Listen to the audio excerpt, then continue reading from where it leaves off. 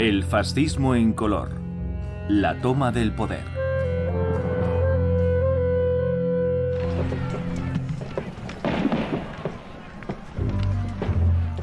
El fascismo surgió de los sangrientos campos de batalla de la Primera Guerra Mundial.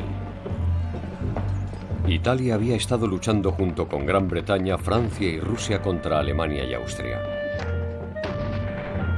Después de 2 años de estancamiento y de una brutal guerra de trincheras, el ejército italiano se resquebrajó en la batalla de Caporetto en 1917.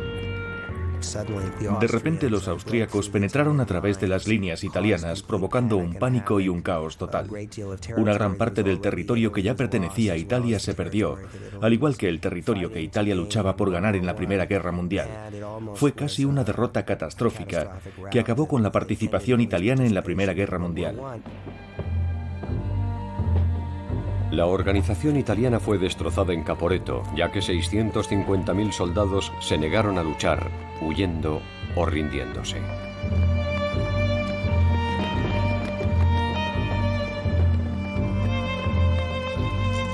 Entre estos soldados en retirada se encontraba Ettore Obazza, miembro de una familia rica de banqueros de Turín. Ettore había ido al frente con sus hermanos creyendo, como muchas familias de clase media, que la guerra formaría una Italia gloriosa y revitalizada. Italia esperaba emerger de la guerra con un imperio en África y uno de los principales asientos en la mesa de las naciones europeas.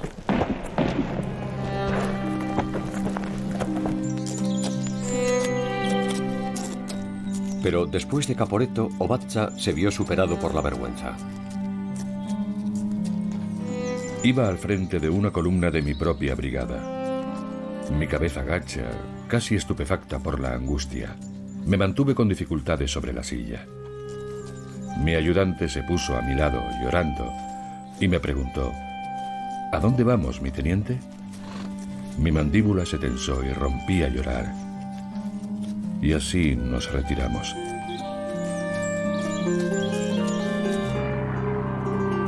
Caporetto demostró la debilidad del ejército italiano al mundo. Parecía que Italia se encontraba a punto de verse obligada a abandonar completamente la guerra. La nación se enfrentaba a la ruina.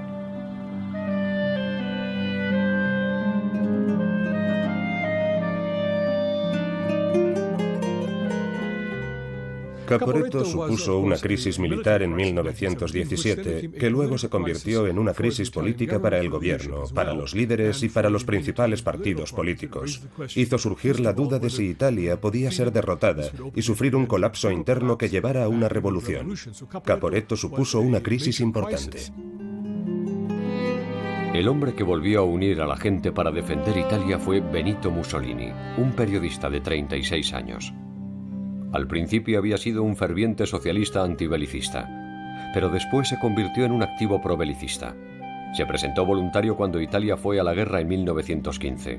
Luchó en el frente, pero resultó herido de gravedad durante un ejercicio de entrenamiento. Mussolini culpó a sus viejos camaradas del Partido Socialista del desastre de Caporetto. Creía que su incesante campaña contra la guerra había minado fatalmente la moral del ejército. La clase obrera se había opuesto amargamente a la Primera Guerra Mundial. No querían luchar en una guerra que no entendían.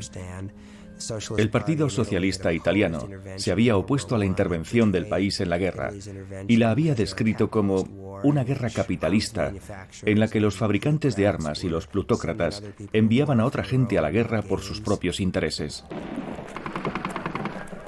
Los antiguos camaradas de Mussolini se habían convertido en sus enemigos más acérrimos. Es aquí, especialmente después de Caporetto, cuando da otro paso en su evolución política hacia el nacionalismo. La única política que necesitaba Italia era un gobierno interno fuerte para poder enfrentarse a la masacre austríaca y, sobre todo, para luchar contra los enemigos internos. Es aquí cuando Mussolini cambia del socialismo al nacionalismo. Este fue el comienzo de la guerra de Mussolini contra los socialistas. Mussolini también odiaba al Vaticano y a los muchos pacifistas católicos que se oponían a la guerra. Sentía que habían traicionado a Italia y que habían apuñalado al ejército por la espalda.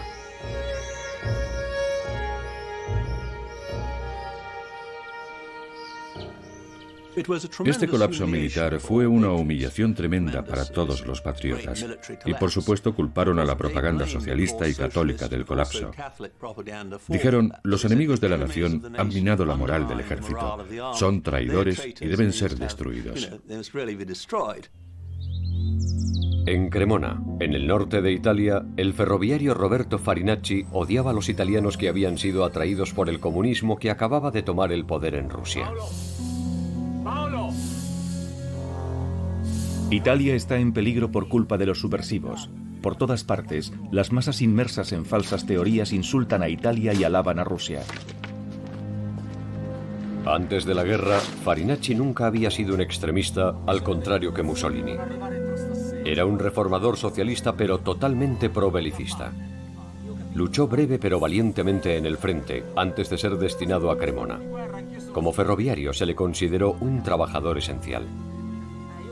La humillación de Caporetto convirtió a Farinacci en un violento nacionalista.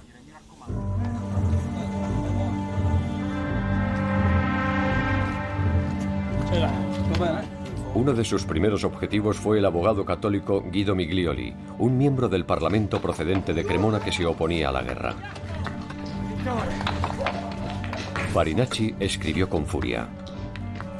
Ese hombre fue extendiendo su veneno por toda la región. Incitaba a las mujeres a sabotear la guerra, a los soldados a deponer las armas y a la gente a alzarse como hizo en Rusia. Merecía más. Merecía haber sido eliminado para siempre.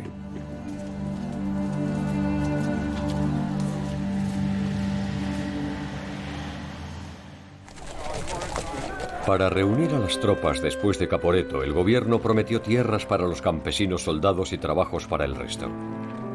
Esto fortaleció la moral, y con la ayuda de sus aliados, Italia resultó victoriosa en 1918. Pero las celebraciones de la victoria no duraron mucho tiempo. Italia no consiguió los botines que esperaba de la guerra. Nada de imperio africano, y solo un poco de territorio cercano a sus fronteras. Muy pronto el humor de todo el país pasó de la alegría a la ira y a la desesperación. Por todas partes comenzó a surgir el miedo al comunismo. Por supuesto, también estaban las dificultades económicas y sociales que siguen al final de una gran guerra. La desmovilización, la inflación, los problemas de volver a la actividad de tiempos de paz y, por supuesto, la amenaza de los bolcheviques que pendía sobre los italianos al igual que sobre el resto de países europeos.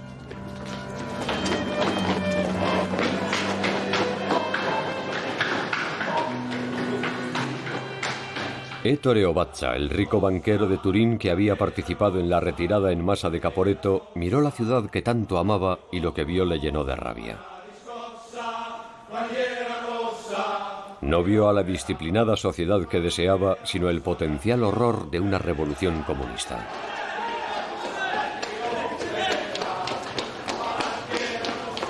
En las calles de la ciudad casi se llegaba a la insurrección con revueltas y pillajes.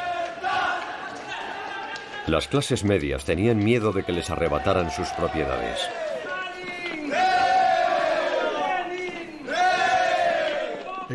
Parte de Europa vivía en un clima de guerra civil después de 1918. Esto era así por todo el centro de Europa, por casi toda Europa oriental, y además el clima de guerra civil animaba a una política de violencia. Ettore Obazza tenía miedo de que los revolucionarios destrozaran la nación que tanto amaba. Escribió en su diario: En la nación, el odio político se extiende como un incendio. De las envenenadas ciudades surgen intrigas que plantan la semilla de una guerra de clases en el campo. Los jóvenes que vuelven a casa, orgullosos tras haber luchado con honor, la mayoría con sus valientes cuerpos heridos, han sido abandonados a su suerte, marginados como si fueran culpables. Este grito de angustia fue percibido por el único hombre merecedor de escucharlos, Benito Mussolini. Era una señal de la desesperación que sentían las familias de clase media como los Obazza cuando decidían poner sus esperanzas en un hombre como Mussolini. Era una figura radical, en contra de la Iglesia católica y de la monarquía. Desde muy joven Mussolini sintió la atracción de la política. Nació en 1883 en Romaña, en el noreste de Italia, una zona conocida por ser políticamente de izquierdas. Su madre era profesora, su padre un herrero socialista. Bautizaron a su hijo con el nombre del revolucionario mexicano Benito Juárez. En el colegio era un abusón violento. Incluso le expulsaron por apuñalar a un compañero. Se convirtió en profesor, pero a pesar de su reputación de duro fue despedido por no poder controlar a su clase. Entonces descubrió el periodismo y el socialismo revolucionario. Incluso fue aclamado por Lenin en Rusia como el único socialista de Europa occidental que se parecía a los bolcheviques revolucionarios. Sus ideas principales eran más afines al marxismo revolucionario. Pero Mussolini nunca fue un marxista ortodoxo, a pesar de las alabanzas de Lenin. Siempre fue un marxista que enfatizaba la importancia del significado de la revolución y de una revolución violenta llevada a cabo por medios violentos. La experiencia de la Primera Guerra Mundial convirtió a Mussolini de socialista en nacionalista, pero mantuvo su respeto por la acción violenta. El 23 de marzo de 1919, Benito Mussolini y otras 200 personas, muchos de ellos antiguos soldados desencantados, se reunieron en la Piazza San Sepolcro en Milán. Entre esos líderes estaba Roberto Farinacci. Formaron un nuevo movimiento nacionalista, Facci Italiani di Combattimento. Fascio significaba grupo o conjunto, indicando la fuerza a través de la unidad. Pero combatimento o combate mostraba las agresivas intenciones del movimiento desde el principio. Su manifiesto mezclaba el nacionalismo con el socialismo, con solicitudes de jornadas de 8 horas al día, jubilación a los 55 años, un salario mínimo y más tierras para los campesinos. Pero Mussolini siempre quiso acabar con lo que él consideraba una democracia liberal decadente. Y no estaba solo. Otro violento nacionalista era el famoso poeta italiano Gabriele D'Annunzio. Enfadado por la debilidad del gobierno, se hizo con el puerto de Fiume con su propia milicia de soldados veteranos.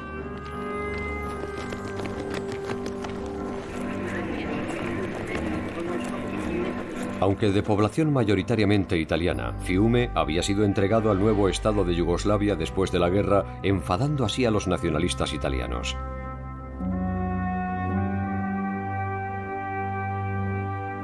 D'Annunzio hablaba teatralmente desde balcones y vestía a su ejército de negro, el color de la muerte, todos rasgos que Mussolini copió abiertamente.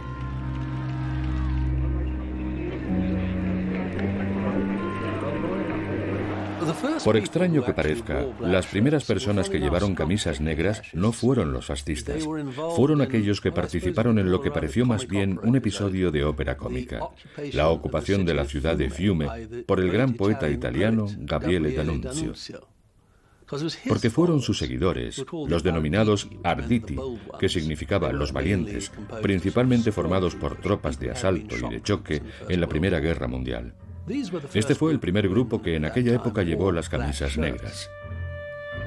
Las fuerzas especiales de élite Arditi habían sido utilizadas para lanzar ataques sorpresa contra trincheras enemigas y eran famosas por su estilo de combate cuerpo a cuerpo. A Mussolini le encantaba su estilo directo y su violencia. Para él, el auténtico espíritu del fascismo.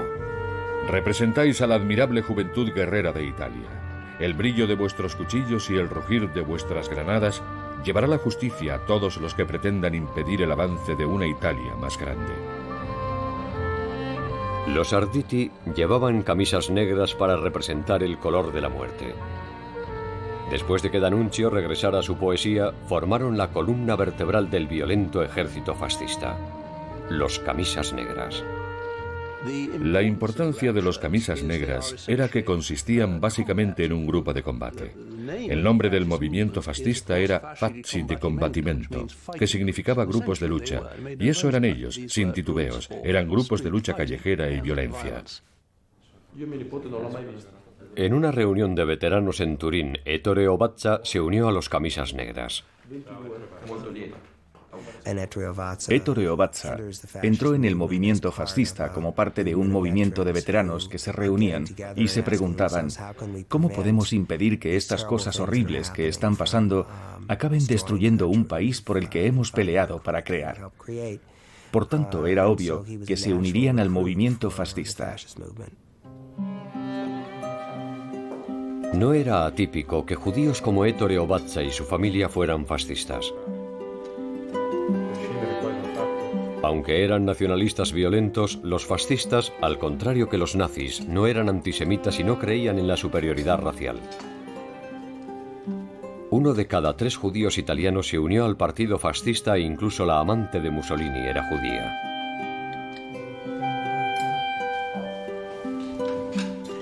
Los judíos eran nacionalistas convencidos porque el Risorgimento, el movimiento nacionalista que unificó Italia en 1870, acabó con la persecución de los judíos y los liberó de sus guetos tradicionales. Los judíos lograron la igualdad total. Esto permitió a la familia de Ettore fundar la Banca Ovaza y volverse una familia rica y respetada. Ahora, como camisa negra, Ettore Ovaza apoyaba el ataque fascista contra aquellos que estaban destruyendo el país que tanto amaba. Pero después de la guerra, los fascistas no eran la mayor amenaza para el Estado italiano. Entre los años 1919 y 1920, una revolución socialista parecía inevitable. Los huelguistas ocupaban las fábricas, los campesinos tomaban las granjas. Estos 2 años fueron conocidos como Biennio Rosso, el Bienio Rojo. El avance socialista parecía imparable. En septiembre de 1920, 500.000 de obreros ocuparon 300 fábricas en Milán. Las ocupaciones se extendieron a otras ciudades. El gobierno liberal parecía paralizado mientras la belicosidad aumentaba. En ese momento, una revolución socialista siguiendo el modelo ruso habría tenido éxito, desencadenando revoluciones similares por Europa occidental.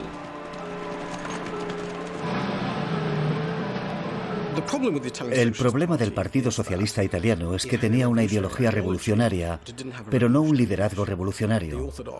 Los marxistas ortodoxos del Partido Socialista Italiano dijeron: Italia no es un estado industrial capitalista maduro.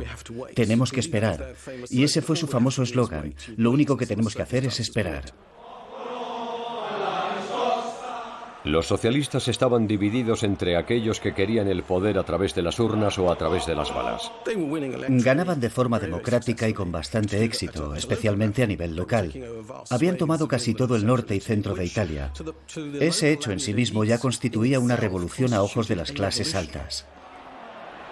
En las elecciones de 1919, los socialistas se convirtieron en el partido mayoritario del Parlamento. Cuando los dueños de las fábricas ocupadas concedieron por fin mayores salarios, los socialistas eligieron el camino reformista y aceptaron su oferta. Pero el gran momento revolucionario había pasado. El punto clave fue la ocupación de las fábricas. El Partido Socialista tenía la oportunidad de lanzar un auténtico intento de revolución, pero tuvo miedo. Estaba retraído. Los fascistas, incluido Ettore Ovaza, se veían como el frente contra la amenaza socialista. Si tenías la edad adecuada, no podías ser miembro del partido fascista sin pertenecer a estas tropas. En Italia, los camisas negras formaban el núcleo del partido, un ejército o unas tropas especiales del partido. En las anteriores generaciones, nunca había habido en Europa ningún movimiento político similar. Ovaza colaboró ayudando a destruir oficinas sindicales en Turín.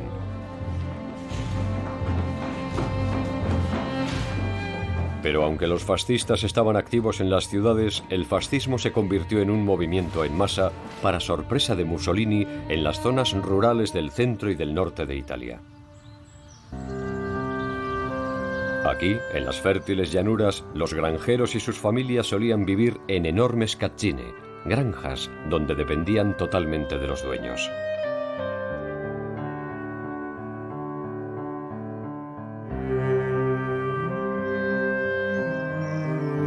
Durante siglos, esta relación maestro-sirviente apenas había cambiado.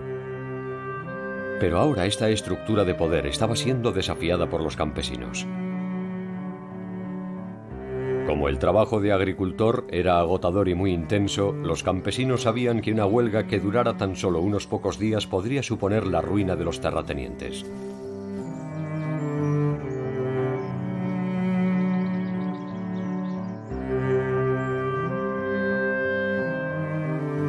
Por lo tanto, los terratenientes se convirtieron en aliados naturales de los fascistas contra los socialistas determinados a organizar cooperativas de trabajadores para controlar las tierras.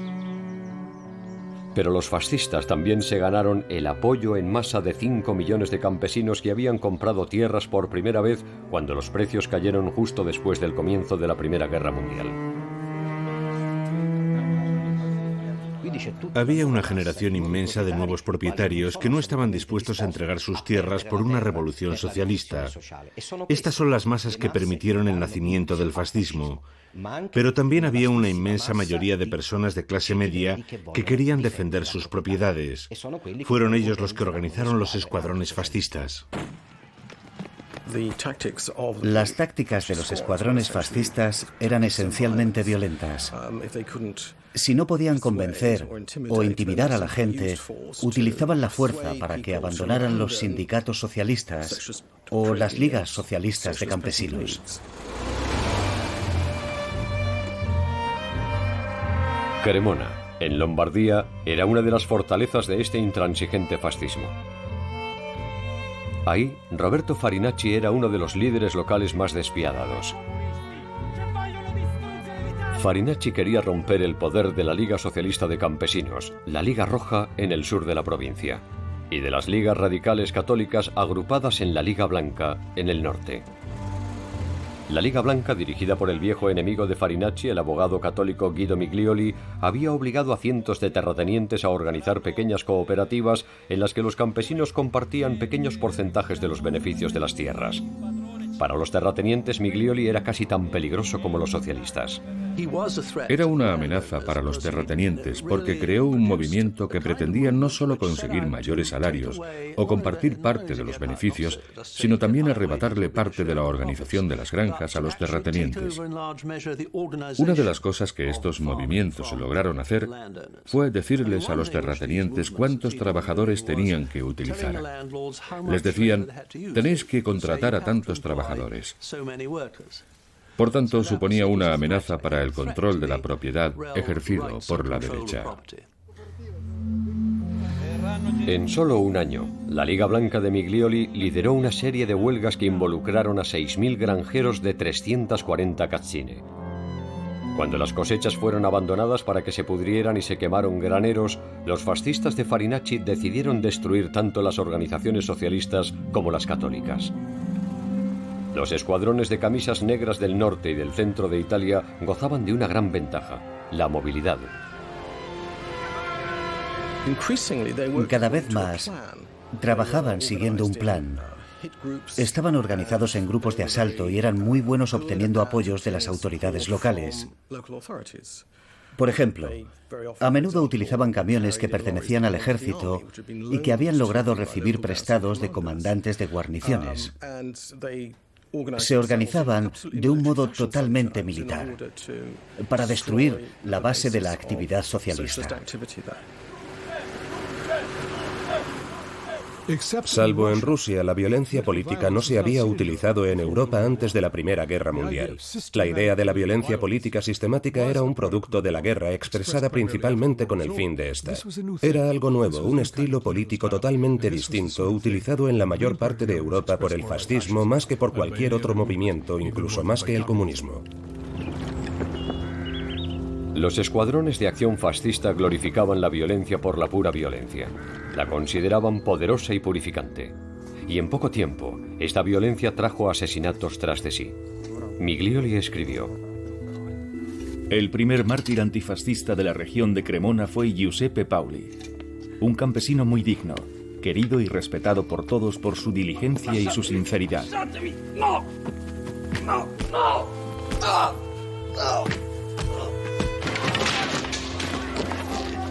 A finales de 1920 el fascismo estaba en movimiento en Italia. El lema de los camisas negras era «Me ne frego, me importa un comino». Consideraban la vida barata, tal y como había sido en las trincheras.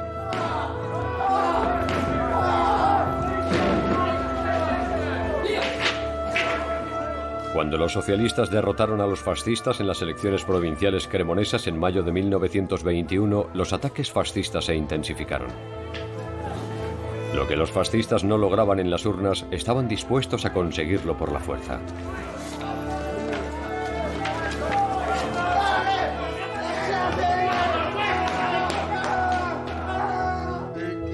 De nuevo, el líder católico Miglioli recibió una fuerte paliza. En ocasiones, las víctimas de los camisas negras sencillamente estaban en el momento equivocado en el lugar equivocado. Una persona podía ser asesinada por llevar un clavel, el emblema del Partido Socialista. Pero a menudo las muertes eran el resultado de una ola de terror planeado.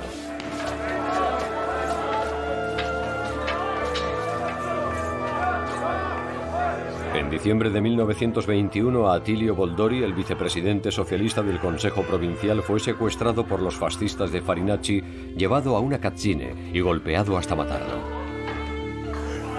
Las mujeres y los niños se vieron obligados a verlo para saber cuál sería el destino de todos aquellos que se opusieran al fascismo. Los jefes fascistas de las provincias del norte, como Farinacci, actuaban como y cuando querían. Lo único que se puede decir es que estaban organizados a nivel local. Estaban organizados por jefes fascistas que eran exmilitares. No estaba todo organizado por Mussolini. No era un plan táctico orquestado de una forma central. A menudo Mussolini no sabía lo que ocurría y durante el verano de 1921 intentó impedir la expansión de violencia porque tenía miedo de la posible respuesta. Tenía miedo de que el movimiento perdiera su credibilidad como fuerza política parlamentaria si la violencia en el campo continuaba. Los jefes fascistas locales no estaban preocupados por los procedimientos parlamentarios. Creían que el socialismo solo podía ser erradicado por la fuerza.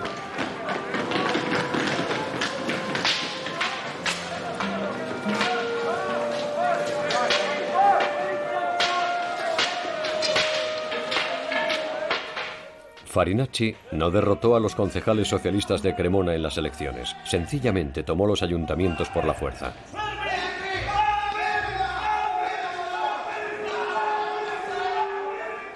De nuevo fueron a por Miglioli. Le prendieron fuego a su casa. El gobierno liberal protestaba, pero estaba mortalmente débil. Se negó a enviar un ejército armado para restablecer el orden y reinstaurar en el poder a los concejales elegidos democráticamente. En su lugar, un comisionado afín a los fascistas fue nominado para gobernar la provincia. La violencia había ganado. Farinacci proclamó la victoria desde el balcón. Fascistas de Cremona, los socialistas han perdido el control del ayuntamiento para siempre. La experiencia de Cremona se repitió por todas las zonas rurales del centro y del norte de Italia. Los fascistas podían ver la victoria. En el poder había un gobierno liberal, pero tenía muy poco control sobre una gran parte de Italia. Al principio, el Estado no entendía la violencia fascista y la interpretó como reacción a una violencia socialista. Cuando el fascismo destruyó las organizaciones socialistas e impuso su sistema en las ciudades del norte y del centro de Italia, el Estado ya no estaba en condiciones de poder suprimir la violencia fascista. Pero también había cierta simpatía desde el Estado, porque el fascismo proclamaba que quería defender el Estado, la sociedad burguesa, la propiedad y los valores patrióticos, todos esos valores que el socialismo deploraba. Pero el fascismo también tenía un mensaje muy positivo. A menudo lo acusaban de ser la herramienta de los jefes, pero los fascistas pudieron establecer sus propios sindicatos alternativos. Y como estaban asociados con grandes terratenientes y con la clase media del campo y de los pueblos pequeños, estaban en posición de ofrecer trabajo y en algunos casos incluso podían ofrecer pequeños fragmentos de tierra. Por tanto, tenían algo práctico que ofrecer a algunas de las personas a las que intentaban ganarse.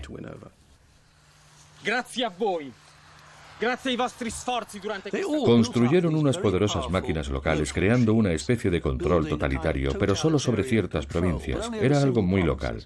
A través de este control totalitario lo controlaban todo. El éxito fascista en la Italia rural tuvo un impacto dramático. A finales de 1921 el partido había crecido de 20.000 a más de 200.000 miembros. Y también saboreó el éxito electoral. 38 fascistas, incluido Mussolini, fueron elegidos para el Parlamento. El apoyo fascista se extendió sorprendentemente. El núcleo del movimiento fascista era de un modo u otro la clase media, pero también había trabajadores, incluso algunos obreros. Y uno de los hechos más interesantes es la presencia de un gran número de estudiantes, en un porcentaje desproporcionado dentro del total de la población de estudiantes. En el verano de 1922, los socialistas perdieron la voluntad de luchar ante la intimidación fascista. Los socialistas realizaron un esfuerzo final pero letal para detener a los fascistas, convocando una huelga general el 1 de agosto de 1922 para defender las libertades políticas y sindicales. La huelga fue un fracaso. Los huelguistas fueron sustituidos por los fascistas y por el ejército.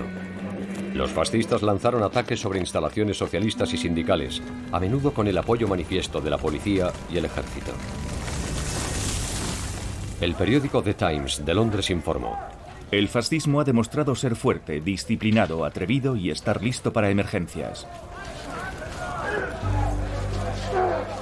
Cuando se anunció la huelga general, Farinacci se apresuró a unirse a un ataque masivo fascista contra los huelguistas de Parma, una fortaleza socialista. El ataque de los camisas negras fue liderado por Italo Balbo, un jefe fascista local. Sabía que se enfrentaba a una tarea difícil.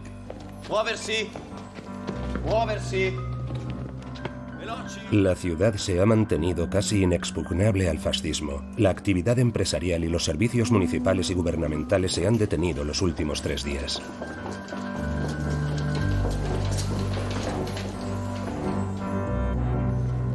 El líder de los huelguistas, el diputado socialista Guido Picelli, sabía de la importancia histórica de la lucha. Si el fascismo ganara, significaría la supresión de todas las libertades y un regreso a la esclavitud. Y de nuevo, el Estado era un testigo impotente de este enfrentamiento entre dos facciones armadas. Picelli describió las escenas. Al amanecer, cuando se dio la orden de repartir armas y de lanzar la insurrección, la clase obrera tomó las calles, valientes como el agua de un río que desborda sus orillas. Hombres, mujeres, ancianos, jóvenes de todos los partidos y de ninguno, estaban allí con una voluntad de hierro: resistir y luchar. Balbo, el líder fascista, estaba impresionado. Los trabajadores operan en turnos con disciplina militar. Las mujeres de clase trabajadora les llevan a los antifascistas pan, vino, frutas y patatas de la cocina. Deben de tener una gran cantidad de munición, porque no ahorran balas. Disparan todo el día y toda la noche. La lucha se extendió durante 6 días, obligando a Balbo a rendirse.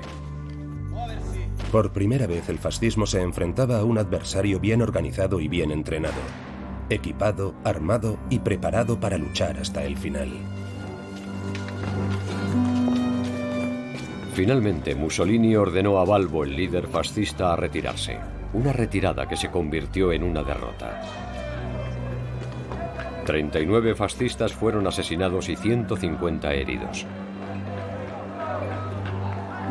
La victoria socialista demostró que el fascismo no era ni invencible ni inevitable, tal y como había entendido Picelli. Si estuviéramos organizados y fuéramos disciplinados, seríamos lo bastante fuertes como para derrotar al fascismo 1000 veces. Pero ese fue un falso amanecer. Por toda Italia los socialistas estaban cansados de luchar. La defensa de Parma sería el último intento socialista de desafiar abiertamente al fascismo durante más de 20 años. Mussolini se dio cuenta de que tenía una oportunidad histórica para atacar. Los socialistas habían sido derrotados, el gobierno debilitado y el ejército les apoyaba. Incluso el nuevo papa parecía sonreírle al fascismo.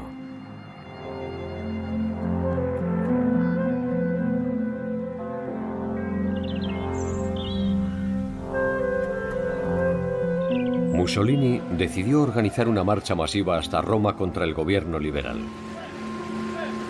El día antes del comienzo de la marcha de Roma, los jefes fascistas locales como Roberto Farinacci tomaron violentamente el control de las provincias del centro y del norte de Italia.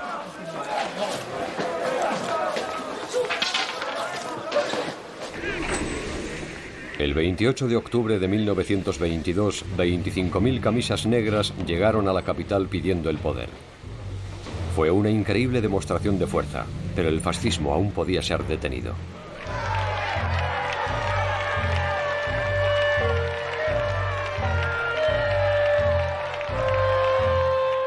Giovanni Battista Amendola, un ministro del gobierno liberal, estaba decidido a defender la democracia.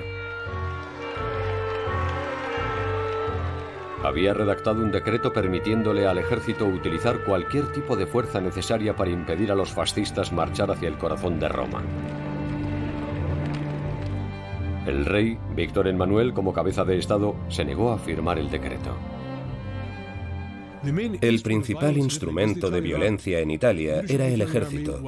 Los líderes del ejército italiano obedecían a la corona. Si el rey hubiera ordenado al ejército eliminar a los fascistas, habría obedecido y los fascistas habrían sido suprimidos. Al día siguiente, Mussolini fue requerido por el rey para ir a Roma y formar un nuevo gobierno de coalición.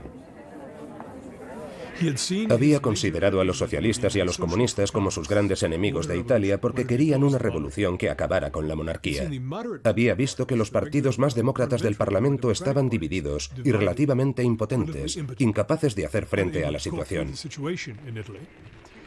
Lo que hizo el rey en octubre de 1922 fue convertir al líder del nuevo y vigoroso partido político en el primer ministro del Parlamento, formando un gobierno de coalición.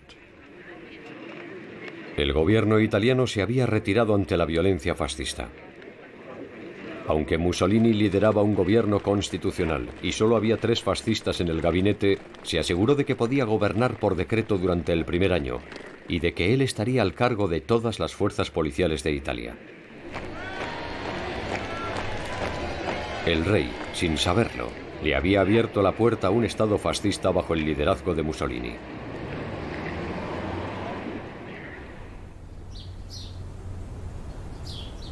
Ettore Ovaza estaba encantado con el liderazgo de los fascistas y el nuevo orden. Desde el punto de vista de un banquero conservador, el hecho de que las huelgas hubieran sido aplastadas, los sindicatos disueltos y que se hubiera restablecido el orden, eran vientos muy positivos. Ahora había un gobierno que se dejaba de tonterías, que estaba poniendo firme a la gente y devolviendo el orden al país. Los fascistas se movieron rápida y despiadadamente contra sus enemigos comunistas. El cónsul británico de Turín se vio sorprendido por la franqueza de los fascistas. El secuestro y los homicidios en los que podían ser denominados los barrios socialistas de la ciudad fueron ejecutados metódicamente sin la más mínima interferencia por parte de la policía real. No se realizó ni una sola detención. A todos los efectos, los comunistas eran considerados como gente que estaba fuera de la protección de la ley, y aún había 20 socialistas y comunistas en la lista de proscritos que estaban siendo perseguidos para ser ejecutados.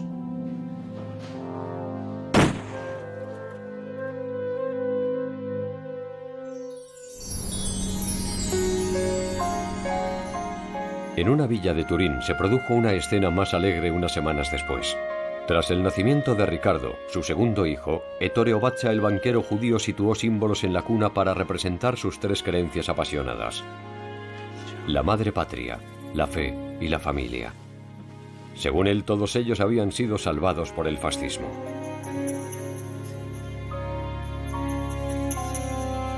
En la cuna donde descansa mi hijo he puesto una bandera tricolor, al lado del nombre de Dios, escrito en un antiguo idioma hebreo sobre un banderín de plata.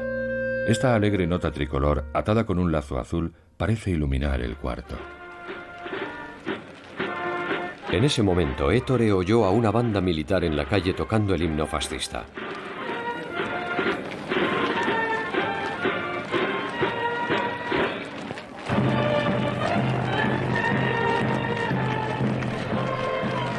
Estaba tan emocionado que cogió a su hijo, lo llevó a la ventana y dijo: «Mira el nacimiento de la nueva Italia y mira la suerte que tienes de haber nacido en este nuevo mundo». Y eso te da un retrato muy conmovedor y humano de los sinceros, aunque engañados, que se podían sentir los fascistas judíos en ese momento. Obatza y otros fascistas creían que su violencia estaba purificando la nación. Intentaron intimidar a todos los restantes oponentes del régimen. A finales de 1923, Giovanni Amendola, el antiguo ministro liberal que había intentado detener a Mussolini, recibió una paliza a manos de una banda de matones fascistas.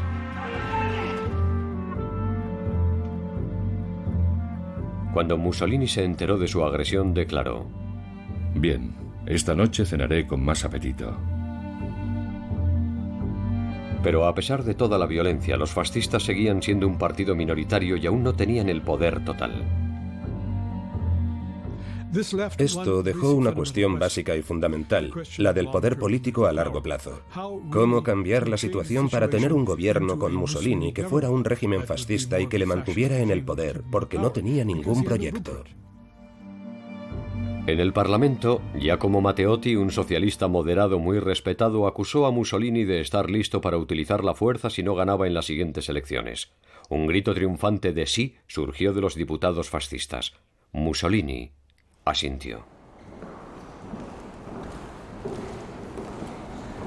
En las elecciones de 1924, entre una considerable intimidación, la coalición liderada por los fascistas afirmaba haber ganado el 66% de los votos. Pero en junio de 1924, Mussolini se hundió en un escándalo sensacionalista debido a un homicidio que amenazó con destruirle para siempre. Fue el asunto Matteotti, el homicidio del portavoz de la oposición socialista a manos de los squadristi. Fue secuestrado, apuñalado, y el cadáver apareció en los bosques a las afueras de Roma un par de semanas después. Fue un crimen importante y una atrocidad. Algunos fascistas consideraron que Mussolini se había pasado y eso creó una crisis política. El homicidio de Matteotti fue organizado por gente cercana a Mussolini.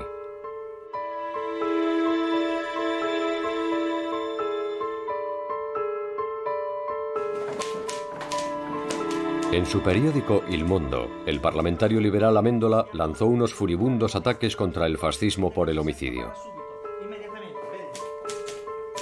39 millones de italianos se arrodillan en el camino de Matteotti, desde el lugar de su martirio hasta el lugar donde descansa eternamente. Y hoy se alzarán para defender esos ideales que las facciones y la tiranía no pueden matar, sino solo fortalecer y glorificar. El primer semestre, después del homicidio de Matteotti, en junio de 1924, fue un periodo muy difícil para Mussolini. Muchos fascistas le abandonaron. La opinión pública era muy volátil. Los partidos de la oposición intentaron ganar un montón de apoyos con la situación. Había miedo real de que pudieran quitarle el poder. Incluso él mismo llegó a pensar en algún momento que había llegado el final. Pero otros fascistas no estaban dispuestos a abandonar el poder tan fácilmente. Roberto Farinacci y otros 30 jefes fascistas amenazaron con matar a Mussolini si fracasaba al mantener el fascismo en el poder. Mussolini se enfrentó a una decisión entre dejar el poder o machacar a los disidentes de una vez por todas. El 3 de enero de 1925, Mussolini entró con confianza en el Parlamento. Ni siquiera intentó negar su participación en la muerte de Matteotti. Declaro ante toda Italia que asumo la responsabilidad de lo que ha pasado. Italia quiere paz y tranquilidad y continuar con su trabajo. Os daré todo esto, si es posible con amor, pero si es necesario con la fuerza. En las 48 horas posteriores a mi discurso, la situación cambiará. El discurso de enero de 1925 es el momento revelador en el que el fascismo se embarca en un camino hacia un Estado dictador y totalitario. Lo hace a través de una serie de leyes que eliminan a los diputados de la oposición de un Parlamento que cada vez censura más a la prensa y que en 1926 acabará con la disolución de todos los partidos y de todos los sindicatos no fascistas. Dos grandes estructuras que se sitúan en su lugar son la policía estatal y el Estado unipartidista. Tanto el Vaticano como la monarquía se mantuvieron en silencio. Un hombre sí habló. Amendola.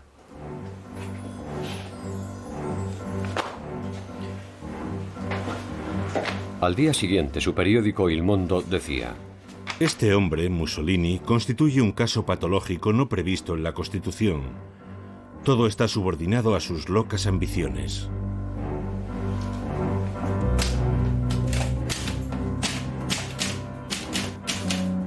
Pero en el nuevo orden fascista no se toleraba ninguna oposición. Amendola fue perseguido por los camisas negras y recibió una fortísima paliza. Farinacci no tenía ninguna duda de que este era el camino a seguir. Creo que esto servirá como lección para evitar problemas mayores. Fue Amendola el que acuñó el término totalitarismo totalitario, diciendo que lo que Mussolini quería conseguir paso a paso y a largo plazo era el poder total, lo que Amendola denominaba una dictadura totalitaria. Y era uno de los portavoces más efectivos de la oposición, alguien que se negó a detenerse y se negó a callarse. Por eso era peligroso. Pero fue silenciado muy pronto. Amendola sufrió daños graves en los pulmones debido a la paliza. El 7 de abril de 1926 murió por las lesiones. Tenía 44 años. En un insulto final, un grupo de fascistas cantaba alegremente mientras destrozaba su casa después de su muerte.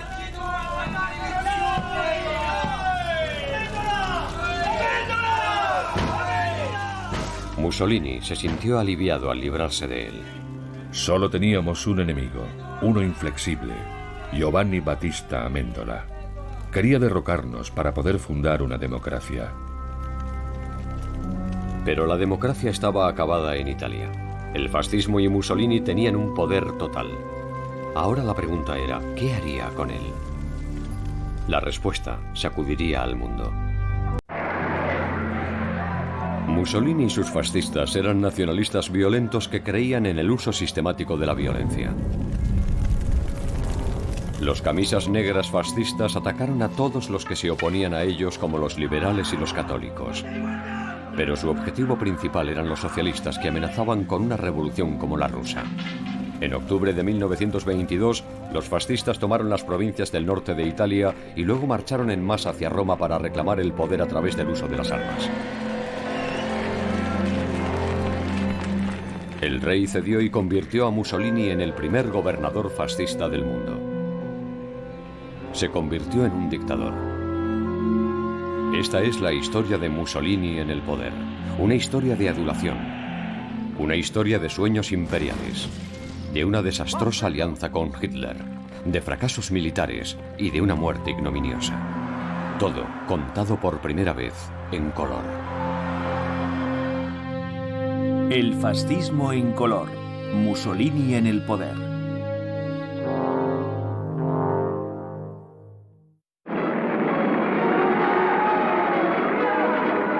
Desde sus primeros días en el poder, el principal objetivo de Mussolini era restablecer la gloria del antiguo Imperio Romano. Y su principal frustración fue la realidad de la Italia de los años 20. Era desorganizada, caótica, inestable. Distaba mucho de aquel imperio romano en el que Italia había sido grande, había dominado el Mediterráneo y poseía un gran imperio. Y Mussolini miraba al pasado y pensaba, deberíamos volver a ser como entonces.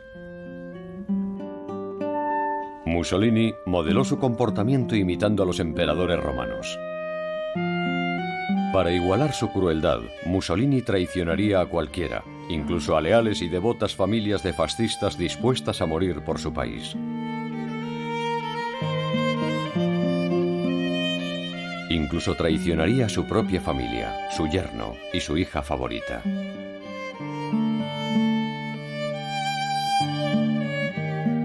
Una vez en el poder, Mussolini empezó a construir el primer Estado totalitario del mundo, doblegando a todas las instituciones y a todo el pueblo y sometiéndolos a su voluntad.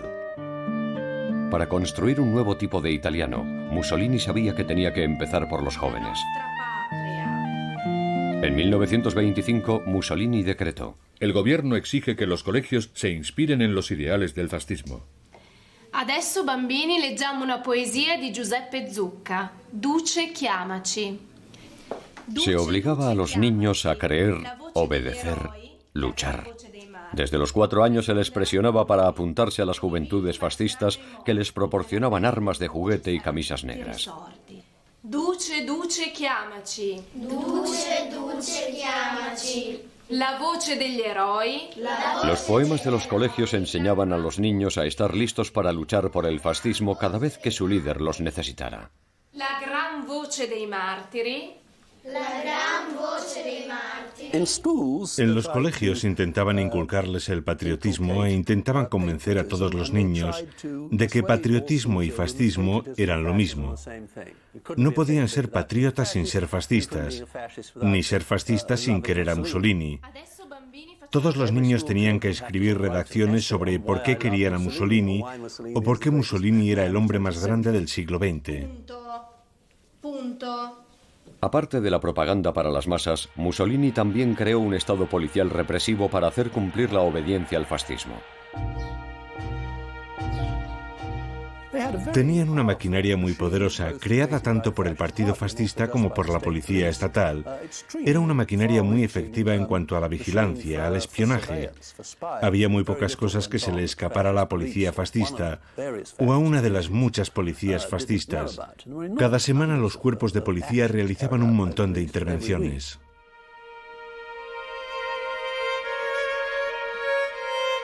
Mussolini tenía un poder enorme, pero sabía que aún tenía que apaciguar a un 99% de italianos que eran católicos. Y el Vaticano también quería un trato.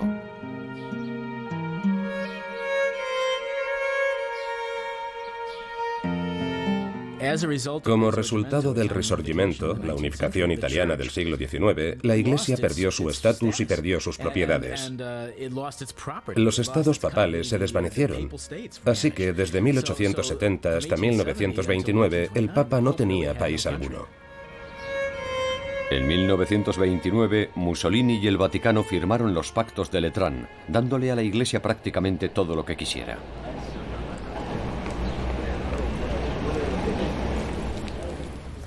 Los pactos de Letrán de febrero de 1929 fueron de los eventos más importantes de la historia del siglo XX en Italia. Para empezar, acabaron con la disputa entre Estado e Iglesia y reinsertaron el catolicismo en la sociedad italiana. Creo que cambió el equilibrio de poder entre la Iglesia católica en Italia y el Estado italiano. Al igual que la monarquía, el Vaticano prefería la realidad del fascismo a la amenaza del comunismo. El Papa asumió el control de la Ciudad del Vaticano como Estado soberano y recibió 1,75 billones de liras, principalmente en fondos del gobierno, en compensación por las pérdidas históricas. Esos fondos del gobierno significaban que, de un modo u otro, la Iglesia Católica, el Vaticano, estaba subvencionando un Estado fascista, y la gente advirtió que era algo extremadamente peligroso. El Vaticano se había comprometido con el fascismo. En un futuro inmediato, no tenía confianza alguna en la capacidad de la democracia para proteger a Italia del comunismo. El Papa Pío XI proclamó que Mussolini era ese hombre a quien la divina providencia le había permitido conocer.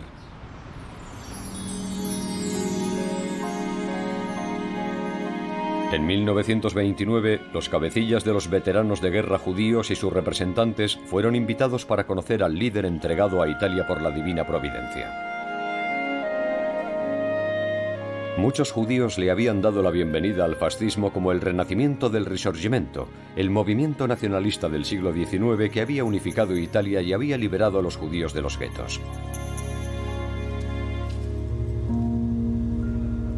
Su líder era Ettore Obazza, un rico banquero de Turín. Escribió con alegría sobre la experiencia en su diario. Nos dio la bienvenida con una ligera sonrisa. Estaba tranquilo, sentado en su mesa. Nos hizo señales para que nos acercásemos. Era la primera vez que veía el rostro del duce tan de cerca. Ettore, junto con sus dos hermanos, había luchado en la Primera Guerra Mundial y luego se alistaron en el nuevo partido fascista. Ettore se alistó en la milicia de los camisas negras y participó en sus actos violentos contra los socialistas. Conocer al duce era la consecución de un sueño para Ettore. Cuando oyó mi afirmación sobre la inquebrantable lealtad de los judíos italianos hacia la madre patria, Su Excelencia Mussolini me miró a los ojos y me dijo con una voz que me llegó directamente al corazón: nunca lo he dudado. In gamba. Grazie. Ettore se vio sobrecogido por una ola de emoción. Luego, Mussolini haría la vista gorda cuando los nazis enviaron a miles de judíos italianos a la muerte.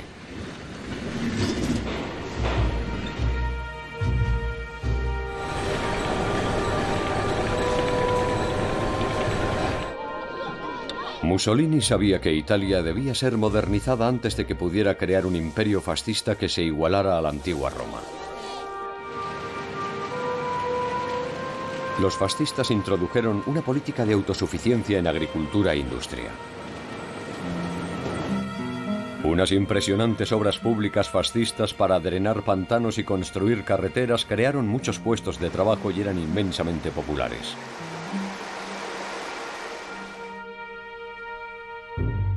Pero para Mussolini, su principal objetivo era preparar a la economía italiana para la guerra.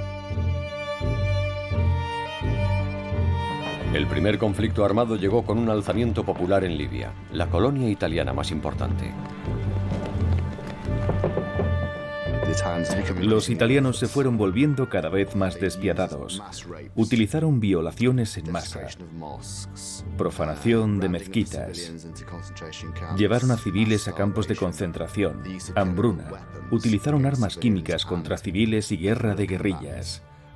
Cientos de miles de civiles fueron asesinados entre 1929 y 1932 en la pacificación de Libia, como se llamó.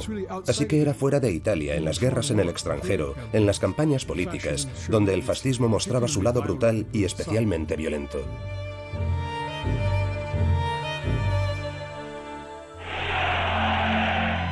En 1933, Adolf Hitler se convirtió en el canciller de Alemania. Mussolini consideraba a Hitler como un colaborador de menor importancia que le había copiado en su llegada al poder, pero sentía celos del poderío militar de Alemania. Se dio cuenta de que la llegada de Hitler al poder iba a desestabilizar la situación en Europa. Esto abriría una ventana de oportunidad para actuar. Ettore Obazza, el banquero judío, tenía miedo de que este fuera un momento trágico para los judíos italianos. Pero para su alivio, Mussolini ridiculizó las teorías raciales de Hitler. Nada me hará creer que hoy en día existan razas biológicamente puras.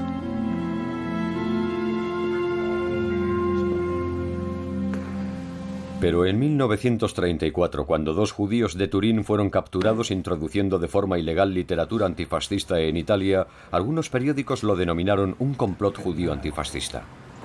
Ettore sintió pánico temiendo el regreso de la persecución judía. Fundó su propio periódico para demostrar públicamente que los judíos eran patriotas y profascistas. Somos soldados, somos fascistas. Queremos besar la bandera tricolor por la que siempre estamos listos para luchar y morir. No había un motivo inmediato por el que Mussolini y Hitler pudieran ser aliados, a pesar de que tenían algunas ideas en común. Primero se enfrentaron por Austria. Italia quería que fuera independiente en lugar de que formara parte de Alemania. Sin embargo, Hitler tenía otras ideas.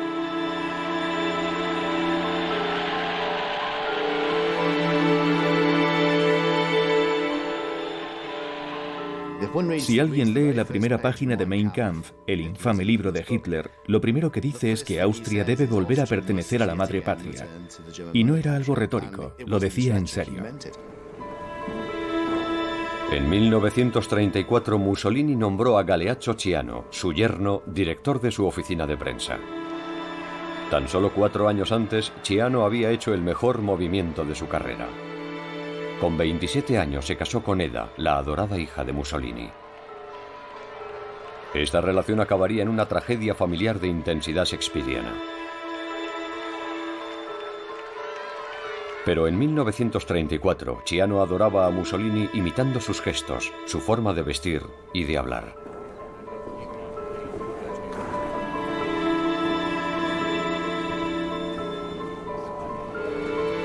El primer trabajo de Ciano era ridiculizar al Führer.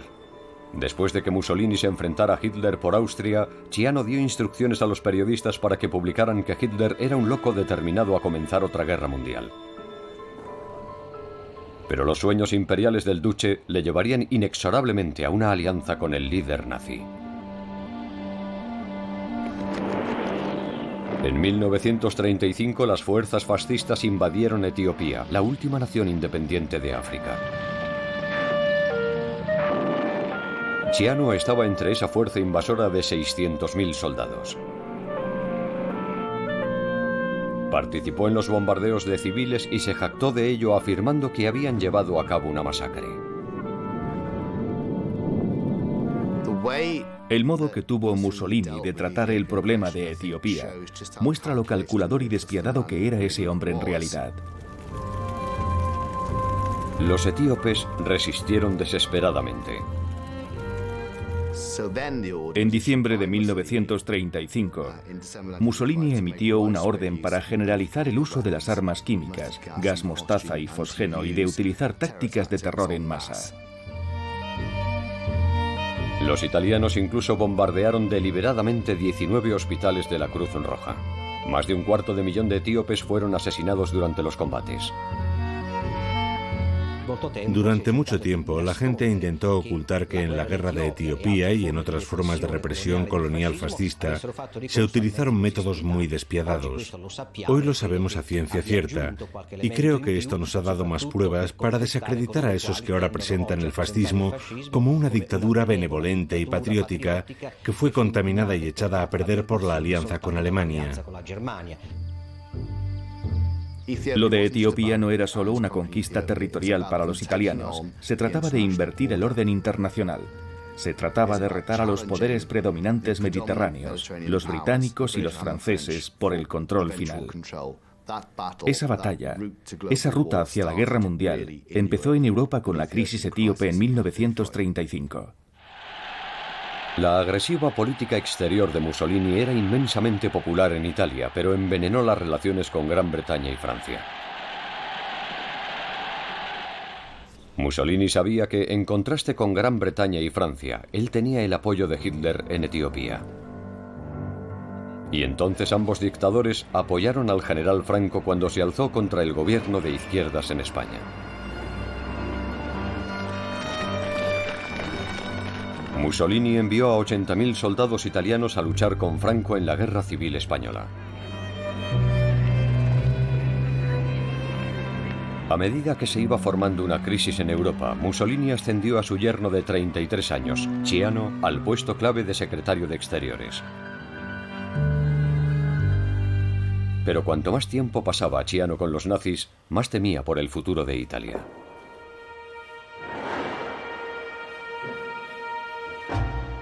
Ciano empezó a llevar un diario secreto que sobrevive como uno de los relatos más increíbles de la historia del siglo XX.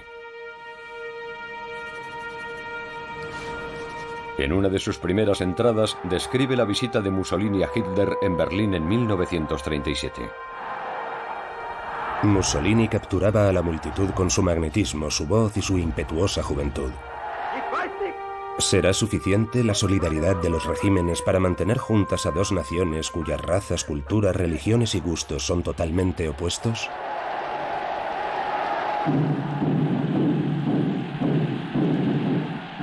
Pero incluso Ciano sabía que no había alternativa a los nazis si Italia quería retar el poder de Gran Bretaña y Francia. Hoy el eje Roma-Berlín es algo muy real y extremadamente útil. Los fascistas y los nazis le proporcionaron a Franco un apoyo militar impresionante, ensayando técnicas que perfeccionarían durante la Segunda Guerra Mundial. Una era el bombardeo de civiles para crear el caos en masa. Ciano se jactó de su efecto en Barcelona. El ataque completo duró solamente minuto y medio. Edificios pulverizados, tráfico interrumpido, pánico que se convirtió en locura. 500 muertos, 1500 heridos.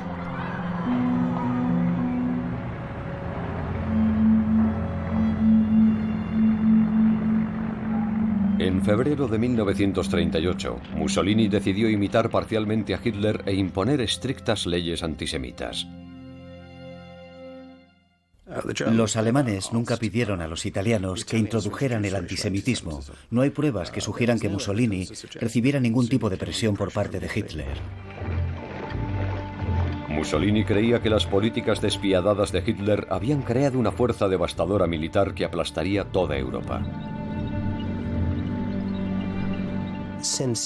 Como era un personaje maquiavélico y pragmático, y quería que Italia asumiera su lugar entre las naciones más importantes, pensaba que, si eras una persona seria, tenías que olvidar cualquier tipo de preocupación humanitaria sobre a quién debes de pisar para alcanzar el objetivo de la grandeza nacional. Aplastar los derechos de unos pocos miles de judíos en Italia era un pequeño precio a pagar por alcanzar la grandeza nacional. Obatza y los 47.000 judíos italianos no eran conscientes del destino que les esperaba.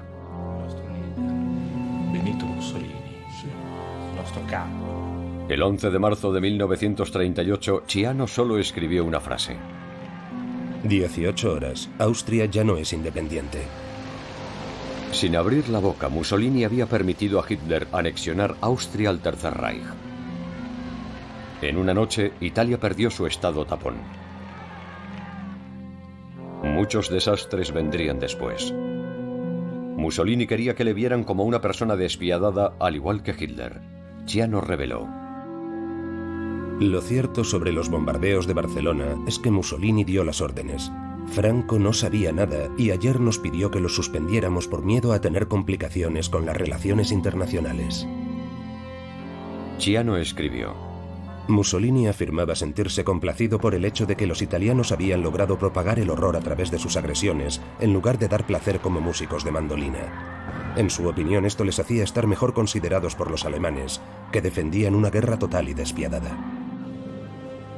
Mussolini también le dijo a Ciano: los italianos deben aprender a ser menos compasivos para convertirse en duros, implacables y agresivos. Amos. Mussolini intentó impresionar a Hitler declarando que los italianos eran arios como los alemanes. Los judíos pasaron a ser una raza inferior. Se aprobaron leyes formales privando de derecho a voto y a representación a la comunidad judía en su totalidad, echándolos de los cargos públicos, echando a los niños judíos de los colegios, impidiendo que acudieran a las universidades, que desempeñaran cargos públicos. Ettore Obatza, el orgulloso y patriota veterano de guerra y devoto fascista, escribió una carta personal al duce. Mi escritura no es buena porque me tiemblan las manos. Es el final de una realidad, de sentirnos como uno con los italianos. ¿Cuántos empezamos en 1919 y le seguimos hasta hoy con amor a través de muchas batallas, guerras, viviendo su vida, si todo se ha terminado? ¿Acaso esto era solo un sueño? Los primeros edictos de Mussolini dividieron a los judíos. Antiguos fascistas como Bacci y veteranos condecorados podían conservar sus trabajos, sus negocios e incluso permanecer como miembros del partido.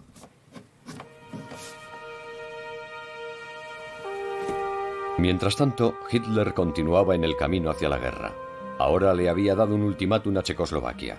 O nos entregáis las provincias germanoparlantes de los Sudetes u os invadiremos. Ciano se lamentaba. Naturalmente, el objetivo será destruir Checoslovaquia por completo. Es la guerra. Que Dios proteja a Italia y al Duce. Europa contenía el aliento. Pero en el último momento Gran Bretaña suplicó a Mussolini que intentara retrasar el ultimátum alemán 24 horas. Esa tarde Mussolini y Ciano partieron hacia Múnich. Hitler le dijo a Mussolini que quería todo el territorio de los Sudetes, que ya había formado parte del Imperio Austrohúngaro, pero había sido cedido al nuevo Estado de Checoslovaquia después de la Primera Guerra Mundial. En la conferencia de Múnich, Mussolini presentó el plan de Hitler como suyo. Todos los líderes firmaron el acuerdo de Múnich que entregaba los Sudetes a Alemania. A cambio, Hitler prometió que sería su última demanda territorial en Europa. Checoslovaquia quedó indefensa, habiendo perdido casi todas las fortificaciones montañosas. Pero ese compromiso había evitado la guerra. Ciano fue testigo de la adulación resultante. En Italia, desde el paso de Brenner hasta Roma, desde el rey a los campesinos, el Duce recibió una bienvenida como nunca antes. Mussolini se ganó un enorme respeto en el extranjero y una gran popularidad en Italia, porque quedó como un pacificador. Pero había algo gracioso en esto. Mussolini no estaba nada contento. Volvió a su país protestando. Todo el mundo me anima como un hombre de paz. No quiero ser un hombre de paz. Quiero ser un hombre de guerra. Pocos días después de esta crisis, Mussolini presentó leyes antisemitas aún más duras. Estas leyes acabaron con la igualdad para todos los judíos, por muy fascistas que fueran. Ettore Obatza tuvo que vender el banco de la familia y abandonar el partido fascista.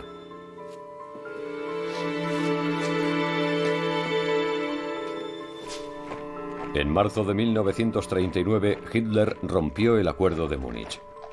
Las tropas alemanas penetraron en Checoslovaquia. Era la primera vez que ocupaban territorio no germanoparlante. Hitler no advirtió a Mussolini.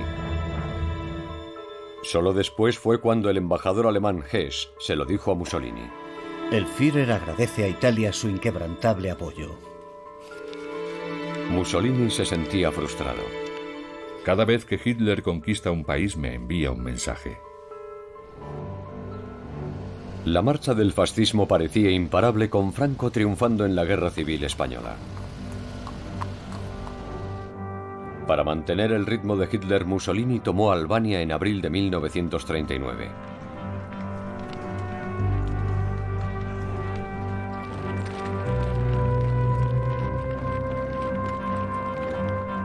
Más tarde, ese mismo año, Ciano escribió: Ya hay informes de una acción inminente contra Polonia. Será la guerra.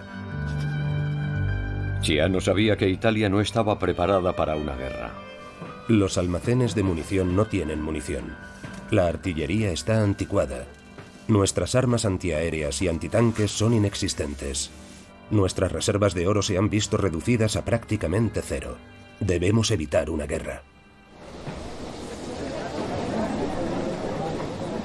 A pesar de esto, Mussolini ordenó a su ministro de Exteriores, Ciano, a ir a Berlín a firmar uno de los acuerdos militares más desastrosos de la historia: el Pacto de Acero. Esto exigía a Italia el ir a la guerra cada vez que fuera a Alemania.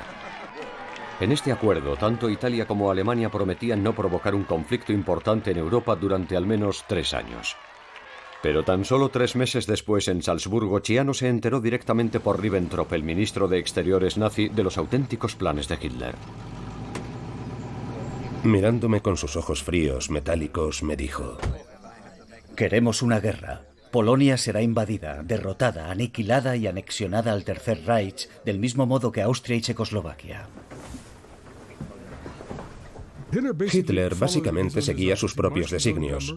Inventó su propia política exterior. Ni siquiera tuvo en cuenta a Italia, ni siquiera lo consultó con Italia antes de realizar esos cambios en política exterior.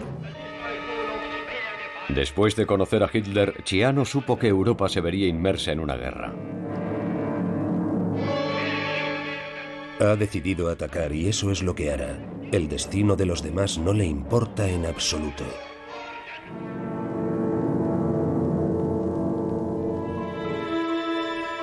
Ciano se sintió desesperado e indefenso. Vuelvo a Roma completamente disgustado con Alemania y con sus líderes. Nos han traicionado y nos han mentido.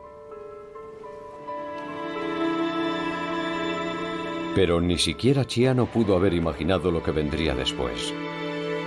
Hitler sorprendió a Italia con un golpe maestro político. Firmó un pacto de no agresión con los soviéticos que en secreto dejaba fuera a Polonia. 5:25 de la mañana. Alemania ataca Polonia. 11 de la mañana. Gran Bretaña declara la guerra a Alemania. Ciano se esforzó al máximo para evitar que Mussolini les llevara a la guerra. La idea de unirse a los alemanes le atrae, pero debo luchar hasta el final. Si no, significará la ruina del país, la ruina del fascismo y la ruina del mismísimo Duce. Mussolini le dijo a Ciano: Los italianos, después de haber escuchado mi propaganda belicista durante 18 años, no pueden entender cómo puedo ser el heraldo de la paz. Ahora Europa está en llamas. Creo que Mussolini siempre vio la incapacidad de Italia para entrar en guerra en 1939 como un fracaso, como algo que le avergonzaba. Pero era, en términos internacionales, un revolucionario. Era un hombre con una misión. Tenía que dejar su impronta en la historia haciendo grande a Italia, o haciéndola aún más grande, y no podía hacer eso sin una guerra. A medida que los alemanes avanzaban por la Europa democrática en 1940, Mussolini ya no era capaz de contenerse. Declaró la guerra a Francia y a Gran Bretaña. Ciano escribió: La aventura comienza. Que Dios ayude a Italia. Lo más horrible, el peor motivo de todos los que dio Mussolini para ir a la guerra fue: necesitamos varios miles de muertos para poder sentarnos en una mesa de conferencias. Él creía que tendría que ser así. En el primer mes, el ejército italiano no hizo ningún progreso en su invasión de Francia. Mussolini culpó a sus soldados en lugar de culparse él mismo. Lo que me falta es el material. Incluso Miguel Ángel necesitaba mármol para hacer estatuas. Si solo hubiera tenido arcilla, no habría sido nada más que un alfarero. Mussolini planeaba llevar una guerra paralela en alianza con Alemania. Mientras Hitler iba tomando territorios al norte de los Alpes, él los iría tomando por el Mediterráneo.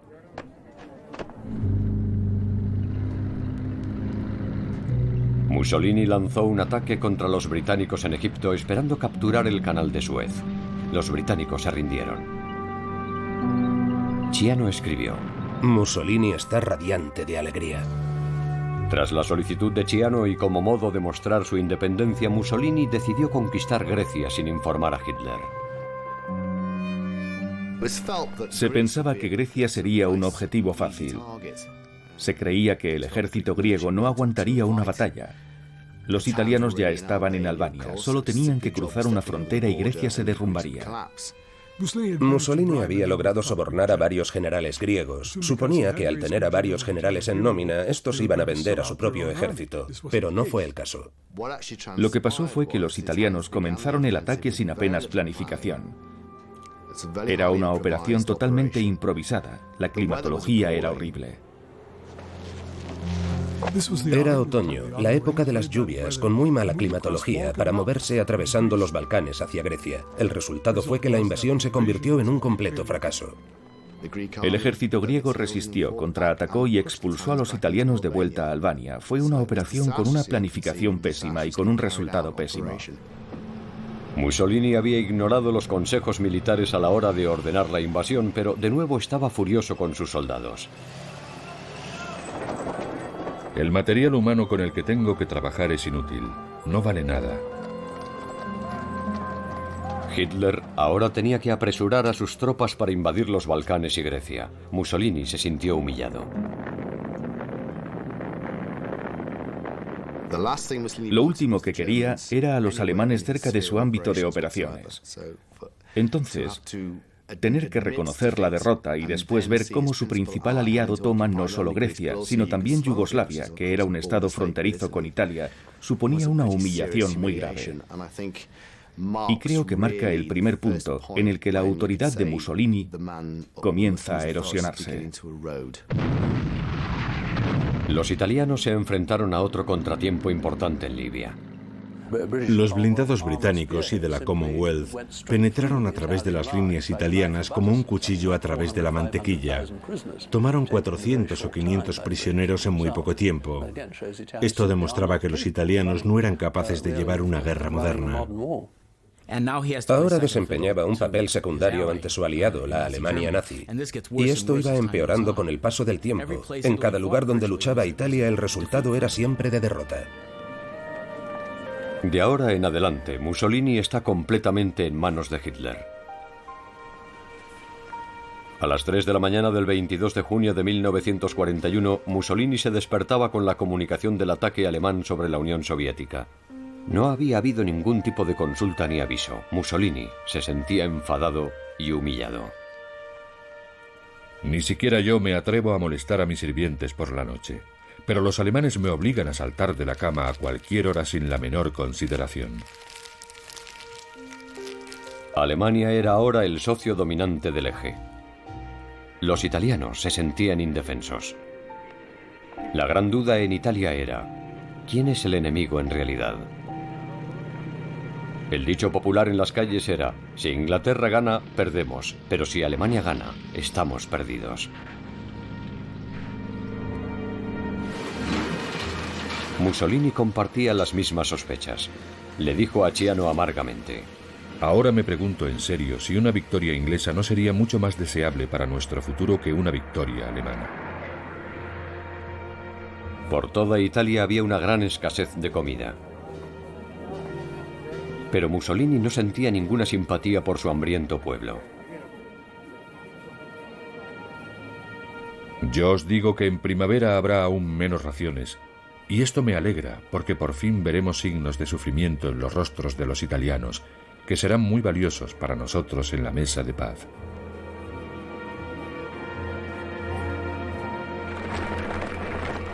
Para ganarse el favor de Hitler, Mussolini envió 230.000 soldados mal equipados para unirse a la invasión alemana de Rusia. La policía secreta informaba de un aumento de la ira tras los continuos desastres militares.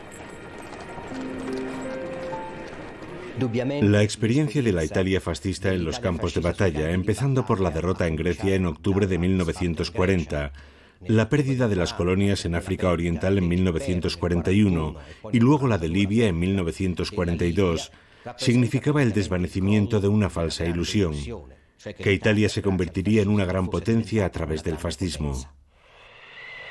En diciembre de 1942, las fuerzas soviéticas derrotaron a las tropas italianas en el río Don. La derrota italiana en Rusia, con más de 85.000 soldados muertos, era una lápida para las ambiciones de Mussolini y de la Italia fascista. 1943 comenzó de manera desastrosa para el eje Roma-Berlín, con la catástrofe de Stalingrado, con la retirada en todos los frentes del norte de África y con la caída de Trípoli. Ciano aún admiraba a Mussolini, pero sabía que tenía que irse. Creo que en un futuro próximo será necesario entregar todo el poder a los militares. Pero Mussolini despidió a Ciano por oponerse a la alianza con Alemania. Mi marcha fue cordial, de lo cual me alegro, porque me cae muy bien Mussolini. Le admiro muchísimo y echaré mucho de menos mi contacto con él.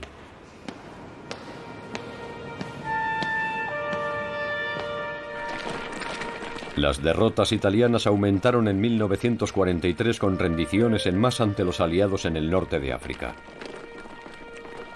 Cuando las fuerzas aliadas aterrizaron en Sicilia, 12.000 más se rindieron sin efectuar un solo disparo. 3 años de desastres militares habían destruido las bases del fascismo italiano. Por fin, el 25 de julio de 1943, Mussolini fue derrocado por un grupo de fascistas que luego le entregaron el poder constitucional de vuelta al rey. El Duce, el dictador de hierro, era un hombre roto.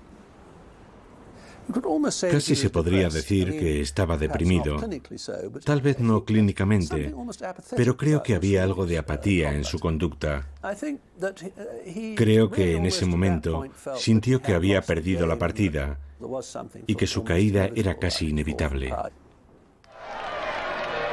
Para horror de Mussolini, uno de los líderes de la rebelión era Ciano, su mismísimo yerno que había estado de su lado como ministro de Exteriores durante 6 tumultuosos años. Esto puso en marcha una terrible tragedia familiar, un eco de la tragedia nacional que estaba a punto de cernirse sobre Italia.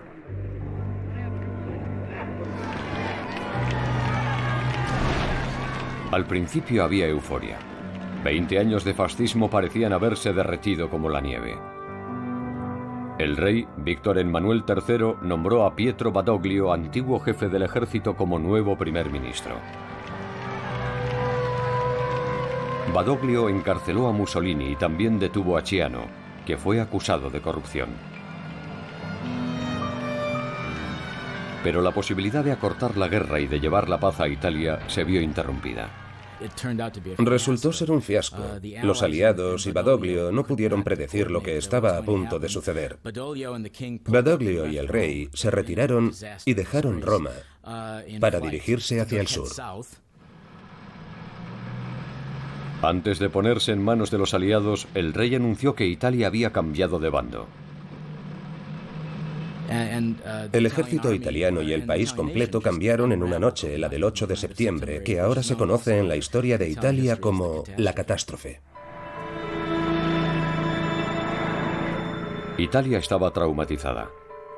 Los alemanes se movieron rápidamente para tomar el control del país. Algunos italianos, enrabietados por la rendición del rey, lucharon con los alemanes. Otros estaban encantados de unirse a los aliados. Muchos otros sencillamente dejaron las armas. Italia ahora se enfrentaba al horror de una guerra civil. Pero Hitler aún admiraba a Mussolini y personalmente ordenó un ataque aéreo para rescatarle de su prisión en la montaña.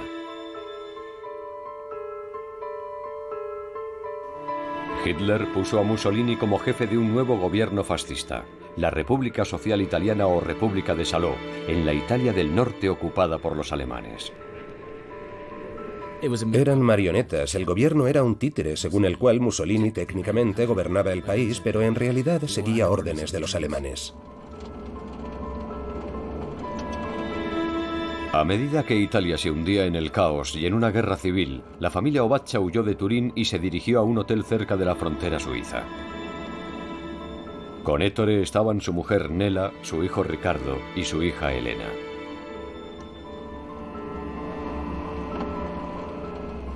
Tuvo que ser un momento muy complicado y trágico para él. El fascismo había fracasado visiblemente y se había hundido. Mussolini había sido depuesto. Y los sueños de grandeza no se habían correspondido con la realidad. Y él personalmente lo había sacrificado todo por esta causa que ahora había fallado. Llevaban con ellos oro, joyas y divisas. Sin saberlo, Ettore los adentraba en un mundo muy peligroso.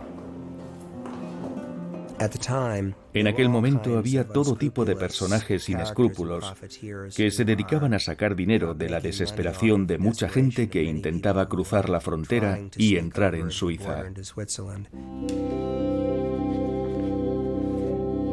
Ricardo estaba en edad militar y Ettore tenía miedo de que le capturaran, así que buscó un guía de montaña para que pasara a Ricardo a Suiza. Ettore le dio a su hijo 50.000 francos suizos. Unos días después, los Obaccia estaban disfrutando de una comida juntos hasta que unos miembros de la Gestapo se sentaron cerca de ellos. La tensión llenaba la sala.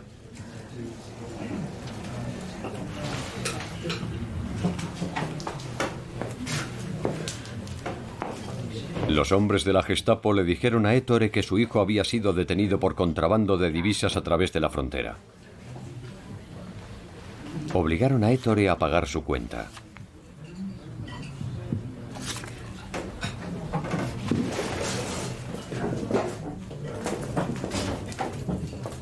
Los tres fueron trasladados a un colegio controlado por las SS.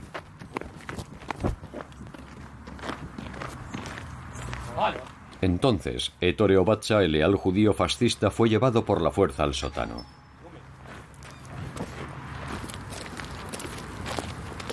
Madre e hija le siguieron, ahora tranquilas, incluso sonriendo, como si les hubieran asegurado que no le pasaría nada malo a su familia. Pero una vez dentro, los tres fueron brutalmente ejecutados. Increíblemente cortaron sus cuerpos en pedazos, encendieron un fuego y empezaron a quemarlos ahí mismo en el colegio. Es una de las extrañas y extraordinarias ironías que entre las primeras víctimas de la ocupación alemana de Italia estuvieran unas de las personas más leales al fascismo. Ettore fue de los primeros, pero habría muchos otros. Los alemanes ocuparon Roma. Inmediatamente enviaron a 5.700 judíos a campos de exterminación. Otros 615.000 italianos fueron enviados a hacer trabajos forzados en Alemania.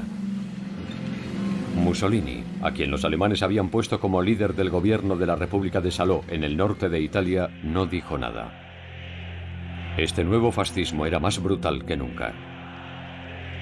Era un partido fascista muy enrabietado por el golpe contra Mussolini el 25 de julio, enrabietado por la rendición del 8 de septiembre, enrabietado por la idea de que el régimen había sido demasiado tolerante con los fascistas moderados o con los italianos no fascistas, y por tanto requería más severidad y más violencia. Uno de los primeros en sentir su ira fue Ciano. En prisión esperaba la venganza de su suegro, al que había ayudado a deponer. Escribió la última entrada en su diario secreto. El resto del diario ya había sido introducido en Suiza por su mujer. La política de Berlín hacia Italia no fue nada más que una red de mentiras, intriga y engaños. Nunca nos trataron como aliados, sino como esclavos. Solo Mussolini, en su suprema cobardía, pudo, sin reacción alguna, tolerar esto y fingir no verlo.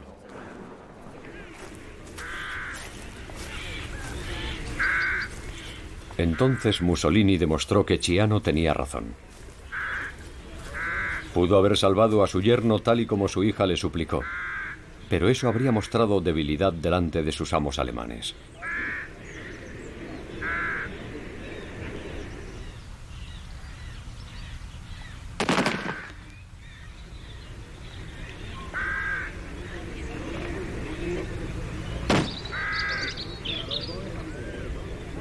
Estas increíbles imágenes de la ejecución de Ciano se grabaron para demostrar la determinación de hierro de Mussolini y su dedicación al servicio de Hitler.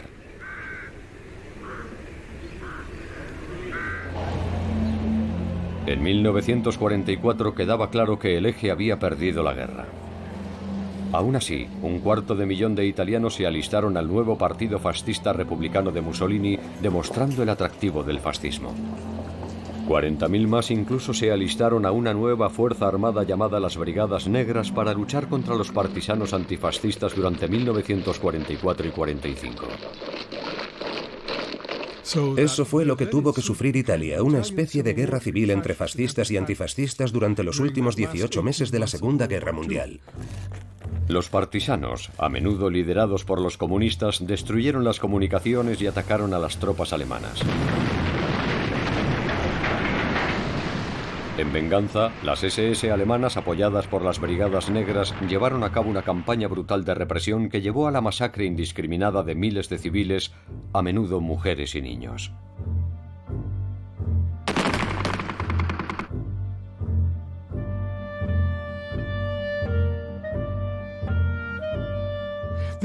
Esta fue la parte más horrible de todo el régimen, especialmente en el interior de Italia, porque hubo un montón de ejecuciones políticas, asesinatos de muchos rehenes, homicidios en masa, murieron decenas de miles de personas. Eso fue de lejos el peor aspecto del régimen dentro de Italia durante el periodo fascista. Pero sobre todo era una lucha por el futuro de Italia. Por supuesto, los partisanos se veían como una fuerza liberadora de Italia de la ocupación alemana, del control alemán. Pero también veían todo como una guerra contra la restauración del fascismo. También se pretendía utilizar la resistencia armada para preparar un futuro posfascista, un futuro posguerra que fuera comunista y revolucionario. El 27 de abril de 1945, Benito Mussolini, su amante Clara Petacci y varios líderes fascistas fueron atrapados por los partisanos. Irónicamente, el hombre que había llegado al poder como la figura que iba a detener el comunismo fue abatido por un comunista. Fue abatido por el fuego de una ametralladora disparada por un líder partisano comunista. Fue algo muy dramático, muy brutal. Y luego su cadáver y el de Clara Petacci fueron colgados por los pies en la Piazzale, una de las plazas de Milán. Eso puede parecer horrible e injustificado, pero también deberíamos decir que fue una especie de represalia simbólica, porque los fascistas habían colgado a muchos partisanos en esa misma plaza. Mucha gente pensó, esto parece el final del fascismo, pero probablemente no lo era. El fascismo iba mucho más allá de Mussolini, su novia y otros pocos líderes colgando de una gasolinera.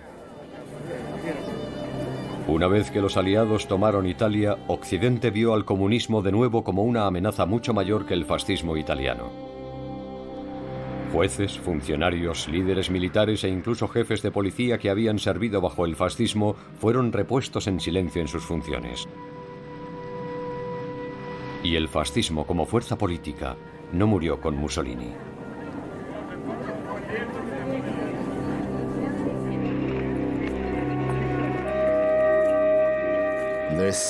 Aún hay por toda Italia cierto sentido de simpatía por este hombre. La gente acepta que tal vez hiciera algo más que programas de empleo público, construcción de carreteras y construcción de pantanos. Hizo mucho más que eso. Pero la violencia en la guerra, la ideología revolucionaria, su intento de revolucionar Italia y de convertirla en una sociedad más marcial, más agresiva, provocó, no lo olvidemos, la muerte de 55 millones de personas. Nunca olvidemos la responsabilidad que tuvo Mussolini en la Segunda Guerra Mundial.